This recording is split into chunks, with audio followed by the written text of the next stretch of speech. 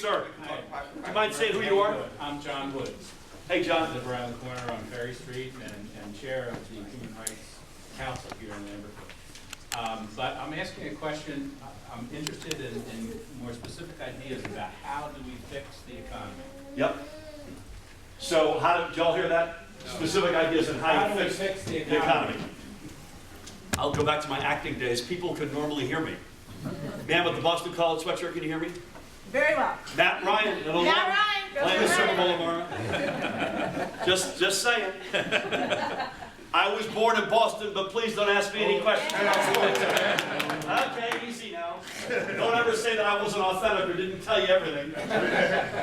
So I think we reignite the economy in this state, in the growth side, by restarting two engines that we used to own and dominate that we've let go, which are the STEM economy, or the innovation economy, and the infrastructure economy. Those are ones that we used to sort of call our own. In the former case, we were Silicon Valley before there was a Silicon Valley. I was in the Bell Labs building in Homedale a couple of months ago with Derek and others, and I was reminded that 7 Nobel laureates have worked in that one building. I would venture to say there's probably no other building in the world that has had 7 Nobel laureates work in a single building. If there, someone reminded me if there is, it was in Murray Hill, New Jersey, at Bell Labs' other complex. So I think we have to reignite that economy. I know we could do it for 2 reasons. One is we already did it. And 2, we have all the ingredients of that puzzle. We just need leadership that knows how to put it together. And we're seeing it done right now in another competitor state that looks a lot like us, including it's not cheap to live there or do business there, and that's Massachusetts, where you've got General Electric, which is now fancying itself as a tech company, right? Made the decision after kicking the tires on 40 states. I don't even think we got an at-bat, by the way. They've moved up to Boston. And when you hear Jeff Immelt, their CEO, say, why'd you do it? It's a whole range of things. And when you look at the range, all of them are available to us. Some of them have gotten dusty and rusty, but they're all things that you could say describe us. It's institutions of higher education. They've continued to plow it in, particularly in the R&D, STEM-heavy stuff. We have not. We got to get back to doing that. It's communities that millennials want to live in. You know, so we need more communities like this one, like Hoboken, down by where we live in Monmouth County in Asbury Park. But it's coming our way. It's the first time this state's re-urbanized since World War II. So there's an article saying folks have now stopped that in the country and they're moving out. We're a little bit behind the curve. They're still coming into urban communities in our case. It's top 3 public school in the country. It's a tax rate that is fair, but ain't cheap. It ain't Mississippi. And by the way, we have sold that one lever. That's the only lever that Chris Christie knows how to pull. Tax abatements for big companies. Small businesses, by the way, completely ignoring them. That's where the bulk of people are employed in the state. And I'm not a class warrior. You know, I think we want companies here who are happy here. But the reality is companies stay or leave these days based on a whole range of reasons. Tax rate is one of them. You want a fair deal, I suppose. What I say is good value for money. You know, I'm from Boston, my wife's from Virginia. We picked New Jersey to raise our kids in Monmouth County. We never thought it was Mississippi, that it was the low cut. No offense to Mississippi, by the way. I said that a couple of days ago and someone from Mississippi was in the room. We had a spirited discussion. I said, nothing personal. But it was good value for money. That's the way we thought of it. You paid a premium to live in New Jersey before you got a basket of stuff back. The problem we have is the premium goes up and the basket shrinks. Massachusetts has got that working. So it's infrastructure. They've already invested in that infrastructure that we need to invest in. They sunk the central artery and put the city back together again. Huge, you know, longest public works, most expensive public works program in the country. It got so bad they had to hire a PR firm, and their slogan was, if Rome had been built in a day, we would have hired their contractor. So it's all of the above. And by the way, increasingly, and I know we've all got Trump fever at the moment, but this, God willing, will pass with our help. But it's in the distant past now, but it's not that long ago, where you had the LGBT, the transgender, the women's rights issues in places like Georgia and South and North Carolina, where companies, who were the biggest folks who stood up? You knew the Human Rights Campaign would stand up, and all the LGBT organizations and the women's organizations, but Apple stood up, and Google stood up, and American Airlines stood up. I say that because increasingly companies want to be in places where it's not just a right-to-work state, with all due respect, because if you get a right-to-work state, you're probably going to get 20 other things that you don't want, including disrespect for the environment, including women's rights, including LGBT rights, including just civil rights and social justice generally. And so increasingly states that have that, not just one lever, but they're able to sort of say, listen, this is all we have to offer. I could go on the infrastructure side, I won't, but those are the two engines that we, I believe, can get back to reigniting in a heartbeat. I'll leave you with one other quick story, which is discouraging on one hand, but it's like many other things, it's the perverse source of my optimism in terms of how we can get the state turned around. I'm the U.S. ambassador in Germany. Barack Obama's our president. Love the guy. Germany and Europe have had huge challenges since the financial crisis, and they're still digging out. By the way, what America is Donald Trump seeing when you look at the jobs report from January? Is that American carnage? I mean, I know it's not perfect, and I know too many folks have been left behind, and unfortunately we are an outlier. You know, this is a sad truth. In the last year they measured this, median household income in America had the biggest increase in our country's history. So this is the year, I believe, 2015. Do you know where New Jersey finished? 50 out of 50. Oh. If there had been 51 states, we would have finished 51, I guarantee you. So back to Europe. Europe is still falling apart. It's still, and on top of that, it's got the refugee reality. It's got Russia. It's got anti-Semitism. It's got right-wing nationalism, extremism, all of the above. It won't surprise, and this has been for years, it won't surprise any of you that companies that make things have been looking to build their next plant somewhere outside of Europe. And invariably, they're looking at North America. Mexico, by the way, still gives us a run for the money, particularly with the big industrial stuff. So they're looking at North America. I think, I've said this to Derek, I think I entertained 30, either myself or consul generals entertained 30 state delegations, typically led by the governor, with mayors. You know, they're looking for the executive branch typically, and they come in and get our advice, and then they go out, because we know all the CEOs of most of these companies, and they go out and say, listen, this is why you should build your next thing in my state. Like the blue and red states, Massachusetts is really good at this. Georgia's really good. The problem with Georgia is they're selling right to work, low environmental standards. Don't talk much about the public schools, by the way. You know how many people from New Jersey showed up? Zip. You miss 100% of son plays college soccer. You miss 100% of the shots you don't take. So some of this is going to cost a lot of money. Some of it's just common sense, flat out leadership. The job of the governor is to sell this state proudly and in the right way with all the attributes that we have. And this guy's abdicated that job. I promise I'll give you shorter answers. Please. What would your plan be for the teacher's pension fund? What was that? That's an easy one.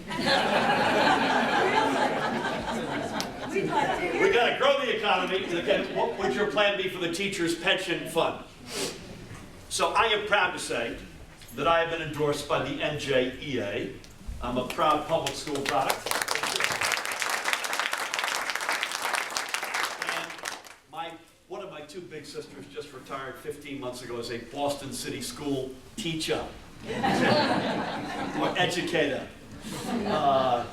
I also, one of the things I did in my life, I'm not stalling for time till the time of the meet and greet runs out, I promise you. I'm going to get to answer your question. Is I chaired the original commission on pension and health care benefits for public sector employees in the state of New Jersey 12 years ago under Governor Cody. And I give Governor Cody credit as a Democrat to put that commission together because it's tough stuff. And so you should look that report up. It's the so-called Murphy Report, and it's got a whole bunch of recommendations.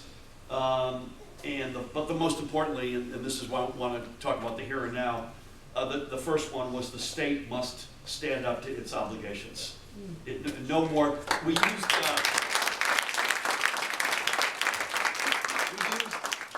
you a teacher? Yes, I love it. Where do you teach? Piscataway. What level? I'm a reading specialist. I love that. And you teach as well? I'm retired, 34 years. Oh, I love that too. What level did you teach? I did early childhood, and then I actually went on to other colleges. Oh, I love that. So, I don't see any other way around, we called it, it was kind of Orwellian speak in 2005, no more pension holidays, which I thought was sort of, but don't stop welching on your side of the deal. So I don't see any way to get to paragraph 2 or 3 until the state steps up and makes a major good faith action. And it will not happen under this governor. First of all, he's been so bad. By the way, it was bad enough in terms of Chapter 78 and his policies. But then the thing that really, when I go in, I was with the educational support professionals last night, so the ESPs had their big annual dinner, and I spoke to them last night. What really bothers them is pensions are a concern, park testing is a concern, collective bargaining rights being trampled upon, charter district, all that stuff is a concern. It's the name calling, it's the denigration of the profession. The NJEA heads have said that their feeder schools that they look to, they're down 30% because of the combination of, who went to teaching to be a millionaire, right? So this is a calling.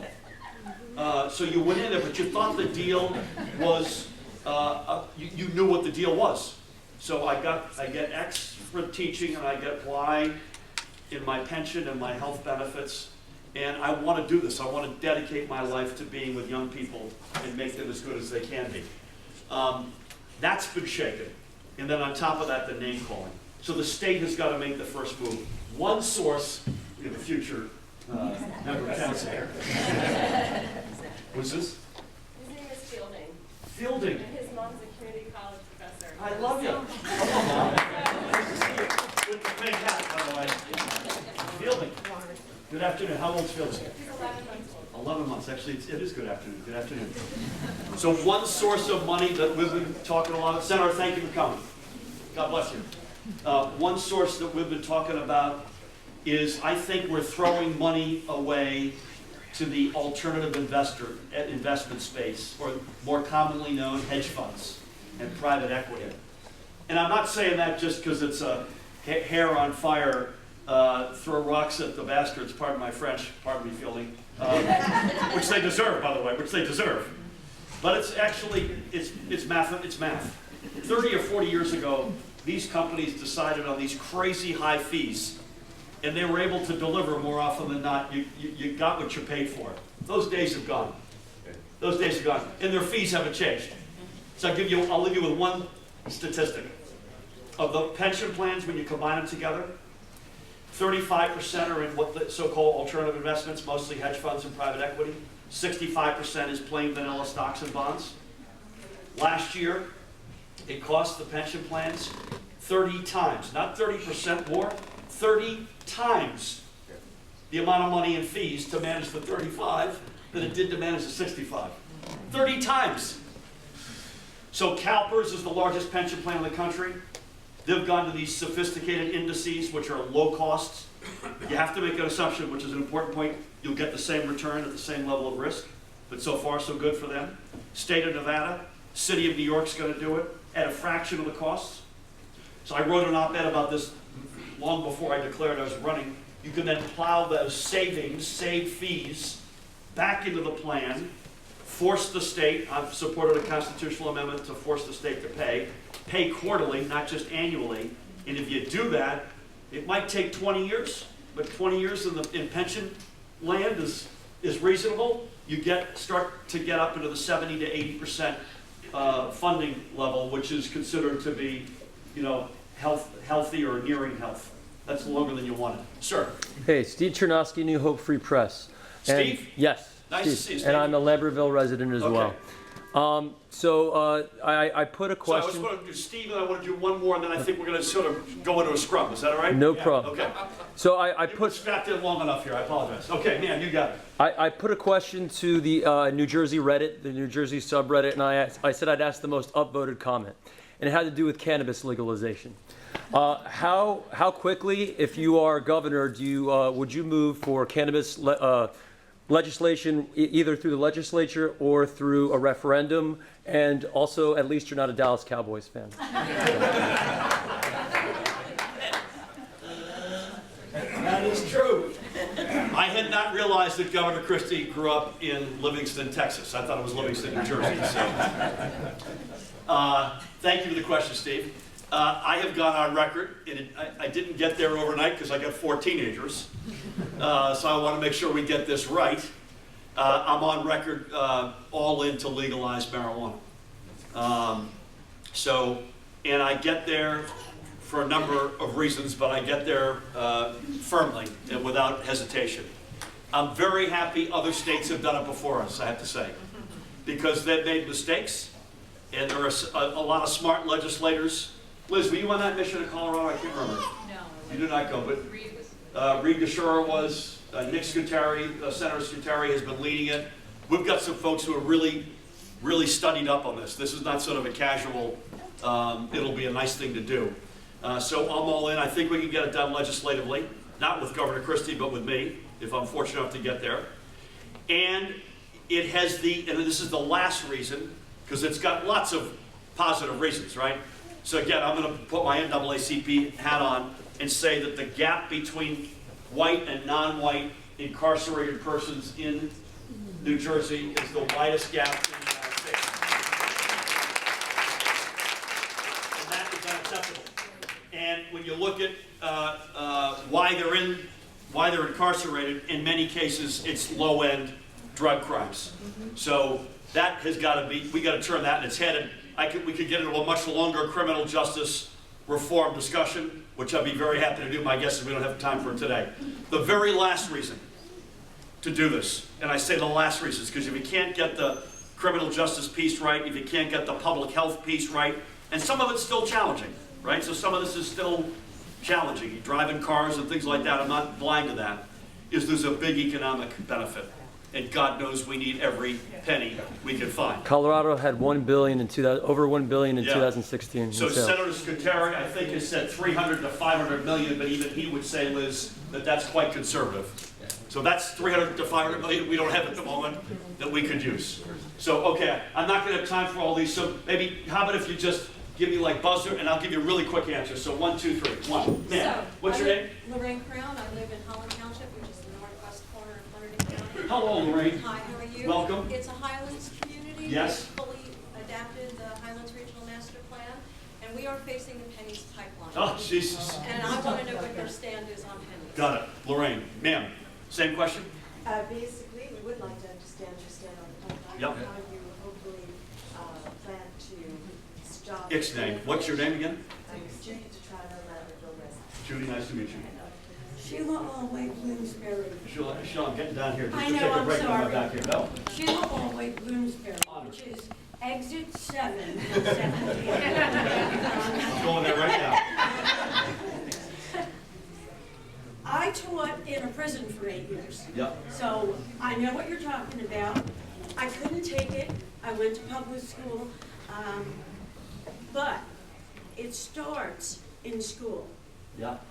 Before you get to the prisons or anything else, we are one of the most highly segregated school systems No question. in the country. Yep. We need to fix it. Yep. And How? good question. Not easy. I'll throw one more. These are, we'll be here till, anyone got supper plans tonight? Why you in the primary rather than the other two candidates? Why me? Oh, I love that. Okay. So here we go. Pipelines, education, why me? Good place to end, right? What time? I apologize. By the way, I'm just not saying I'm in Hunterdon County that my Howard Dean cred is real.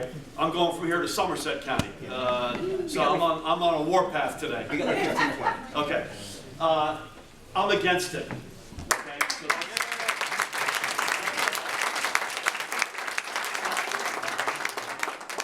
Excited, or are tell you why I'm against. I think I'm against it, period, full stop. But let me, so in other words, if you said, was there a different iteration of it, would I be happier All about of it? our other officials have soft shooted by saying Yeah. that they. I only have one issue. And this one makes me angry. So there's no good business case for it, Yeah, right? And by the way, it's not the only pipeline that they're proposing in the state. correct. I've met with these folks. There just is no business case. There's another high voltage line they're trying to put right by my house in Monmouth County, which again makes no sense. They're claiming it is going to bolster, you know this, right? It's going to bolster the grid, and the Sandy outages wouldn't happen again. Turns out that's false. Has nothing to do with it. 12% markup. Yeah, exactly. This is a way to make money 14% markup on pennies. on pennies. So, Water. yep. So, water meeting. Threatens the trade. Impacts water.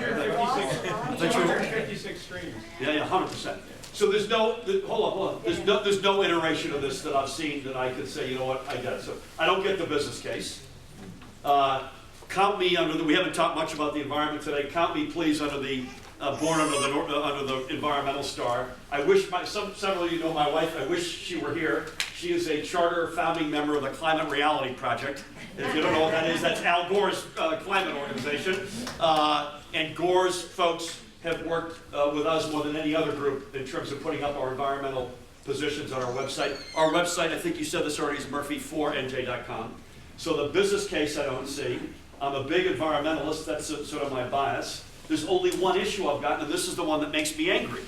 So because Chris Christie's been such a lousy governor and lousy steward of our economy, he has cornered the trade unions with no other alternative other than to say the only available outlet for them is to, in some cases, not at all, so pipe fitters more than carpenters, to build pipelines.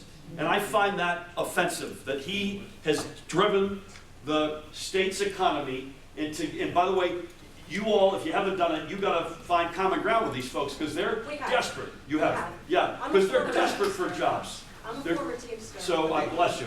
They need work. These are, listen, they're temporary jobs. They are, in my commitment as governor would be to say, you know what, I'm going to be the guy who opens up 5 or 6 lanes of employment opportunities for you particular trade. So that we're not arguing over, because I don't have one environmental conversation with the members of these unions. There's not one environmental discussion. This is about jobs. I want to be the governor that says, listen, we're not going to build that, but let me just tell you the 5 other things we are going to do with jobs that are just as juicy, just as rewarding, and hopefully more permanent. Yes. Okay, it starts in schools, amen. I was in Newark 2 nights ago with Raz Baraka. I'm in there all the time. Liz and I were in Trenton together 2 days ago. The system is failing these kids, period, full stop. It's a combination of not funding the school funding formula. It's a combination of a lack of affordable housing across different communities that would give folks different choices in terms of where they could live. And just stop there for a second because I think those are the 2 biggest factors. Look at what our governor has done. So he has underfunded the school funding formula by $8 billion in 7+ years. And he has kicked affordable housing, COA in particular, but affordable housing generally, down the road through the courts for all of his years. Only, thankfully, recently have the courts stood up and said some things about gap housing and some other things that people now have to figure out how to execute. Those are the 2 biggest factors in my judgment that lead to this segregation. I want to be the guy that funds the school budget fully. And by the way, the tax incentives I talked about for corporations, and again, I'm not a class warrior here. I want companies that are happy coming here and staying here. The tax incentives, I said he only pulls one lever. I think it's by coincidence, but it must be said that they add up to about the same amount of money that he's underfunded the school formula. It's closing in on $8 billion. So that's my answer there. Why me? Did you ask me the question? What was your name again? Kathy. I don't talk about the other folks who are running. God bless them. I think it's good that I love the fact we've got competition. So we want to earn this thing. I'll never forget Al Gore showing up for that first debate with George W. Bush. And he had gotten sailed through the primaries and he got his clock claimed. So I hope we're fortunate enough to win the primary and the general. But either way, I'm very happy we get competition, number one. But bless them, they should make their own cases. Why me? I'll tell you what I said. I'm going to put aside, I think I've got the skills. I think if this were a football team, we've missed the playoffs for 40 years, and we're talking about changing the left tackle, and we'll get to the Super Bowl.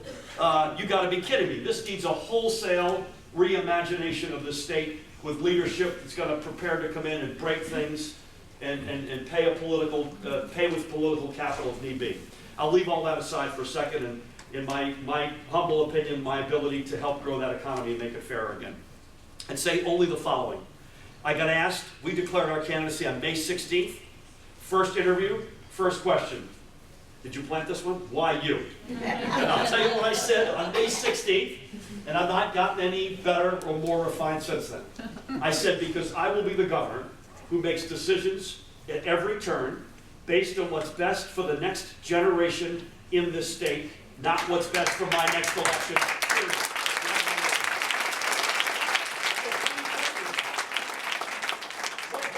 Not just in words, because it sounds pretty good. I have to tell you, it came right out of my mouth, but it sounds pretty good. I've now said it 100 times, but the first time it was, whoa.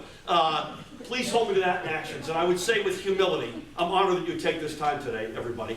I would say, I'd ask you with humility to put me in the category of the right people going into government for the right reasons, trying to do the right things. Whether we're always going to agree on everything, my guess is we won't. But I don't ever want it to be said, and I'm begging that you'll trust me this one. This guy's in it because he's in the tank. He's part of a bigger drama. He's part of some operation or machine. There's an ulterior motive. There isn't. Good or bad or otherwise, I am who I appear to be. Thank you all very much for coming.